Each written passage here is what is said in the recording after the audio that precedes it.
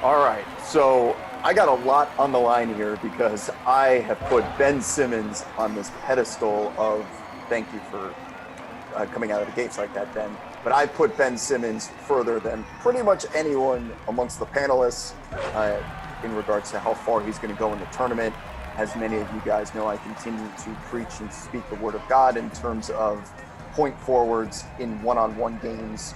That their potential, even if they can't shoot, someone like Ben Simmons, they can just do things like this, which is get to the rim. And most importantly, Ben Simmons is a potential defensive player of the year. So one-on-one does require you to play just as much defense as it does offense, both at the three-point line and the rim, the complete total package, Ben Simmons.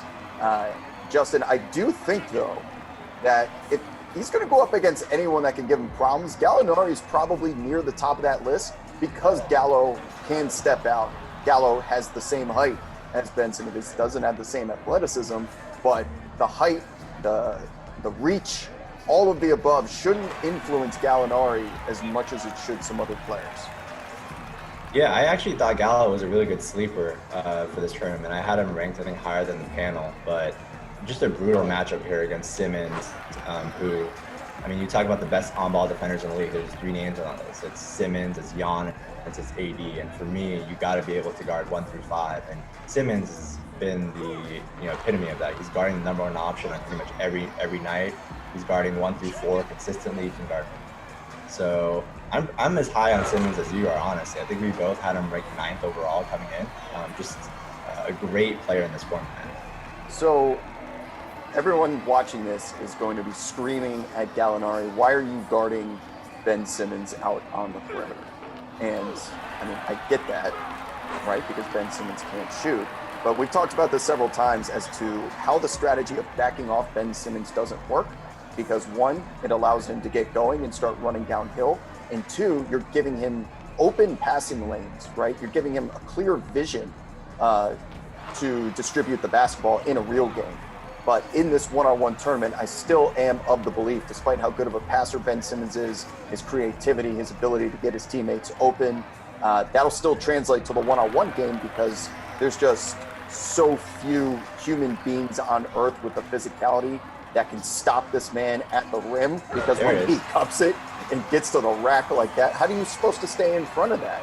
He's just better at basketball. He's better at jumping. He's better at running. He's better at pretty much every physical human activity than everyone else in this tournament, other than a couple of guys. So, and the fact that he boxes out and boards just like that too.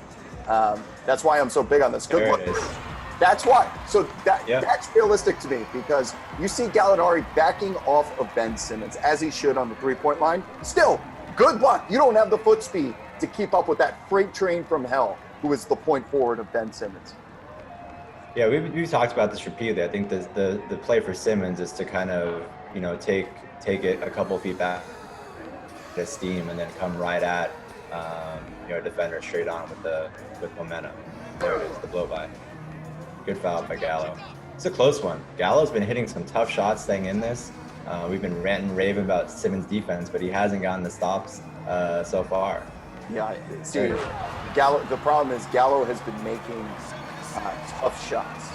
He's been earning those points at 110% usage, grinding away, while Simmons, everything has just been at the rim.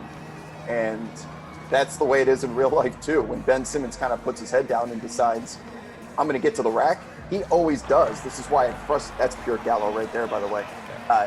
That's what frustrates 76ers fans the most, is in the fourth quarter when the game kind of slows down a little bit.